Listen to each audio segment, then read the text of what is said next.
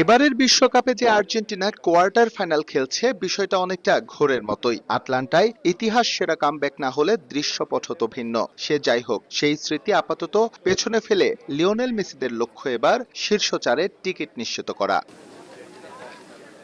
Record বলছে Switzerland কখনোই হারাতে পারেনি আর্জেন্টিনাকে, যদিও পরিসংখ্যান থেকে স্বস্তি কোরানোর কোনো কারণ নেই। কেননা ঠিক একই ধরনের রেকর্ড সঙ্গী করে মিশরের বিপক্ষে মাঠে নেমে বিশ্বকাপ থেকে ছিটকেই যেতে বসেছিল বর্তমান চ্যাম্পিয়নরা। তাই এবার আরও সাবধান টিম ম্যানেজমেন্ট। মহাগুরুত্বপূর্ণ এই ম্যাচের আগে একাদশ সিলেকশন এবং কৌশল নিয়ে বেশ গোপনীয়তা আর্জেন্টিনার টিম ম্যানেজমেন্টের মাঝে। তারপরও আভাস মিলেছে হয়তোবা গেল ম্যাচের অপরিবর্তিত একাদশ নিয়েই শুরু করবেন স্ক্যালোনি। উইংয়ে শক্তি বাড়াতে কিছুটা নিচে নেমে রাইট সাইডে শুরু করতে পারেন লিওনেল মেসি।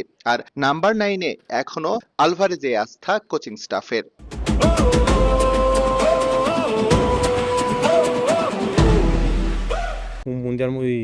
আমরা ভালো, কিন্তু আমাদের আরো ভালো করতে হবে, কারণ আমরা শেষ 2 ম্যাচে 4 গোল হজম করেছি। এই ম্যাচে আমরা সবাই মিলে চেষ্টা করব জয় তুলে নিতে। স্বস্তির বিষয় হলো সবাই ফিট আছে। ম্যাচটা নিঃসন্দেহে কঠিন হবে, কারণ ওরা বেশ ভালো দল। তাই অন্য কোনো কিছুতে কান না দিয়ে ম্যাচেই পুরো মনোযোগ রাখতে চাই আমরা।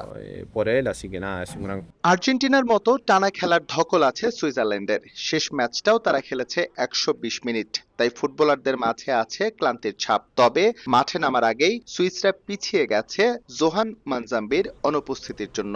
এই বিশ্বকাপে 3 গোল করা এই অ্যাটাকিং মিডের না থাকা মুরাদ ইয়াকিনের জন্য অপূরণীয় ক্ষতির। তারপরও জয় ভিন্ন কোনো কিছুই ভাবছে না সুইজারল্যান্ড।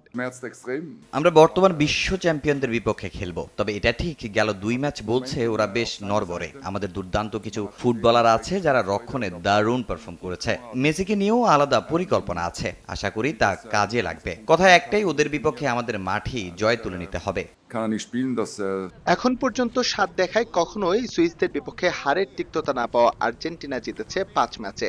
আর বিশ্বকাপে 2 বার দেখাতেও তাদের জয়ের রেকর্ড শতভাগ, যার শেষটা এসেছে 2014-তে রাউন্ড অফ 16-এ। এস এম ইকবাল, সময় সংবাদ, যুক্তরাষ্ট্র।